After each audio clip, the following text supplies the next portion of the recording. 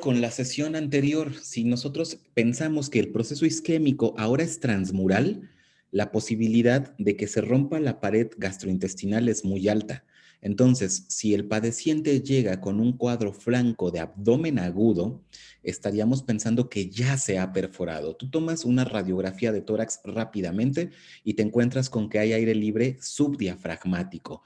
El paciente está taquicárdico, está diaforético, abdomen en madera, peristalsis silente, es decir, menos de dos movimientos en 2 minutos. Pues nada, lo más seguro es que ya se haya perforado. Eso es, más bien, con toda seguridad, ya se ha perforado. En ese momento ya no podemos optar por medidas conservadoras para resolver el cuadro, o sí tendrá que ingresar a quirófano para una exploración abdominal, encontrar la zona isquémica o la perforación y repararla. ¿Eso responde la pregunta? Por supuesto, muchas gracias. Por nada. Muy bien. Entonces, habría que tener en cuenta lo siguiente. Nosotros podemos tener dos tipos de procesos isquémicos. Uno que sea oclusivo y uno que sea no oclusivo. ¿A qué nos referimos con esto? Cuidado, todavía no estamos llegando a la oclusión intestinal. Aquí estamos hablando de isquemia intestinal y por lo tanto infarto intestinal. ¿A qué me refiero con oclusivo? Cuando hablamos del infarto intestinal oclusivo, lo que estamos diciendo es que el daño está sobre los sistemas de irrigación. Por ejemplo, vamos a tener bloqueos que van a impedir la irrigación del flujo sanguíneo, pero este bloqueo tendría que suceder dentro de los sistemas de irrigaciones, dentro de los plexos mesentéricos. Cuando hablamos de oclusión intestinal, el problema es el intestino. Cuando hablamos de infarto intestinal, el problema es la irrigación del intestino, ¿de acuerdo? Entonces, aquí, al respecto de la isquemia intestinal de tipo oclusivo, lo que tenemos es que hay un bloqueo físico que no permite a la sangre llegar a irrigar al tracto gastrointestinal. Por ejemplo, una causa muy común para los infartos transmurales, es decir, los que comprometen a las diferentes capas, llegando hasta la serosa del tracto gastrointestinal, sería la presencia de trombos. ¿Qué van a hacer los trombos? Bueno, pues nada, has formado aquí una capa aterótica y en esa capa aterótica los eritrocitos están colisionando constantemente.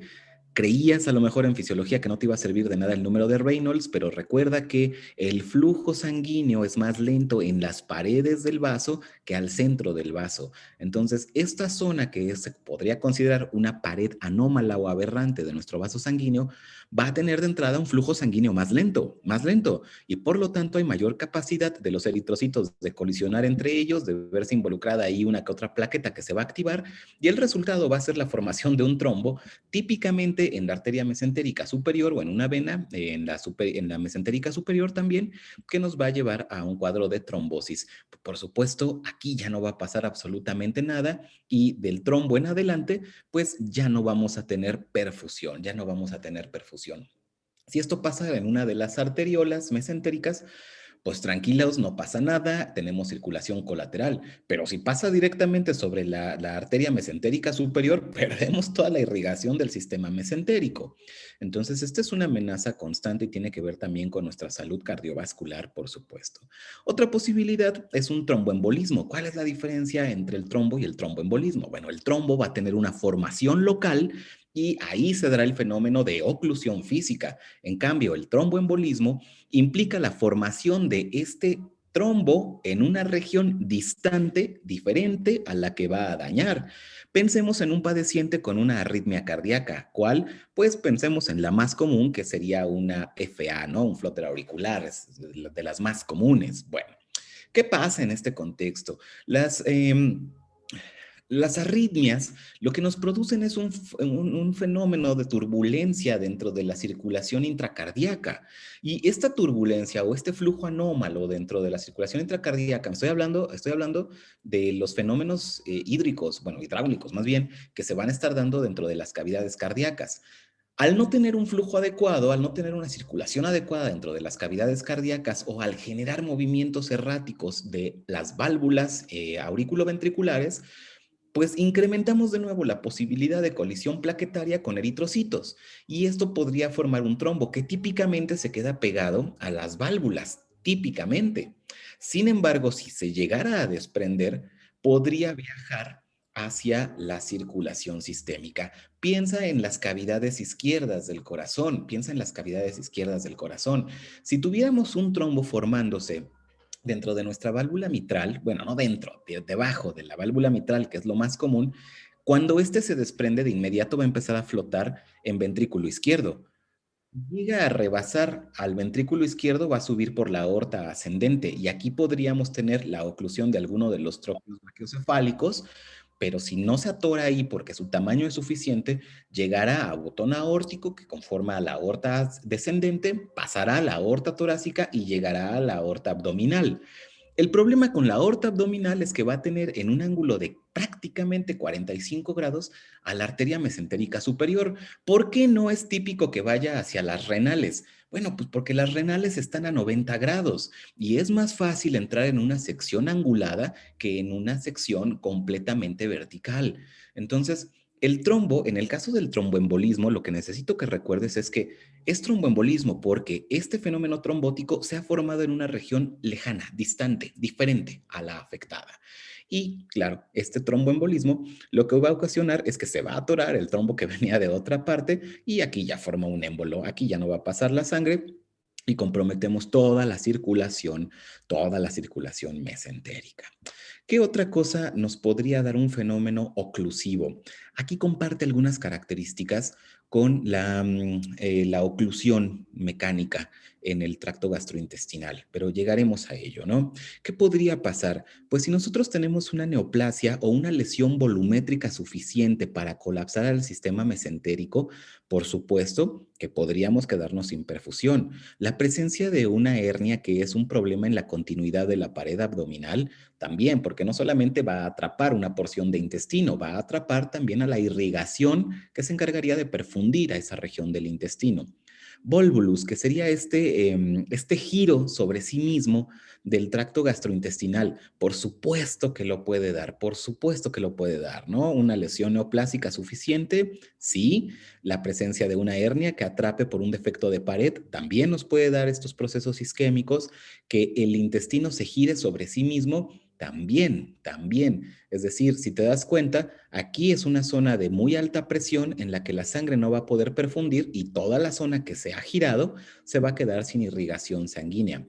Un fenómeno también que es más o menos frecuente, bueno, no, sí es muy frecuente, la verdad, en pediatrías de todo el rato, pero bueno, es el fenómeno de intususcepción intestinal. Si lo notas, el intestino se ha enrollado sobre sí mismo. Aquí viene el intestino, esta sería su temporalidad y su dimensionalidad correcta, pero esta zona, la que señalo con el puntero, ¿sí ves el puntero? Sí, De acuerdo. Sí, profe. Se ha quedado sin motilidad, esta está en un híleo.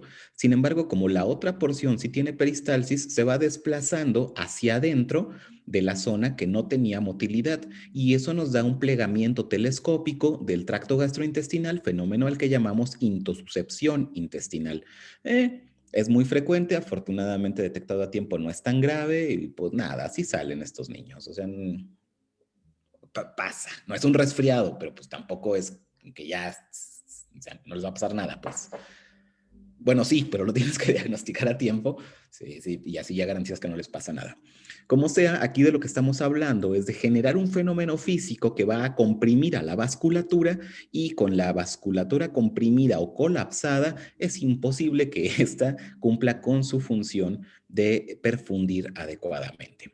Bien, un fenómeno isquémico no oclusivo, fíjate bien, tendría que darnos, o sea, tendría que entenderse como que el sistema de perfusión está íntegro, no hay nada que lo esté bloqueando, nada, nada. Entonces, ¿qué nos falta? Si, imagínate un sistema de irrigación, no sé, las llaves de la casa, el sistema de agua potable de la Ciudad de México. Bueno, si tú abres la llave de tu casa para llenar el traste de comida del gato, no sé, algo, bueno, si ha caído algo que aplaste a ese sistema de tuberías, tenemos un fenómeno oclusivo y por lo tanto el agua no va a llegar.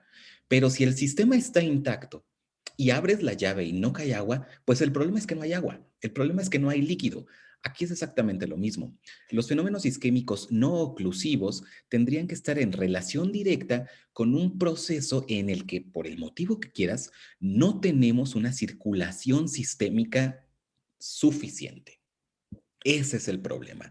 Nada está colapsando al sistema de irrigación, pero no hay líquido suficiente, o sea, no hay volumen sanguíneo circulante suficiente para la perfusión del tracto gastrointestinal.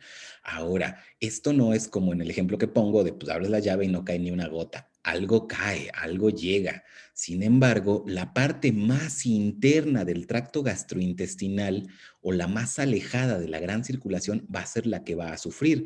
¿Y cuál es la porción más interna o la más alejada de la circulación sistémica? Pues la capa mucosa. Es muy extraño que un fenómeno no oclusivo nos lleve a una isquemia transmural. Para eso primero pensamos en una causa oclusiva. Sin embargo, acuérdate, en medicina no hay imposibles, eso definitivamente no lo hay. Por ahí alguien decía que era imposible hacer la residencia acertando el 20% del nacional y pues mira, ahora ya pueden, eso ya pasa, ¿no? Ya pasó.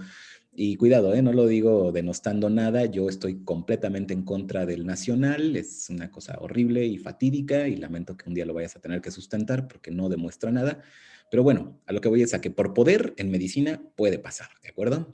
Entonces, lo más común es que en los fenómenos no oclusivos, donde lo que no tenemos es una presión de perfusión suficiente por falta de volemia suficiente, lo que se infarte sea la capa más interna, la más alejada de la circulación sistémica, y por lo tanto nos estarían dando infartos de la zona mucosa. Los fenómenos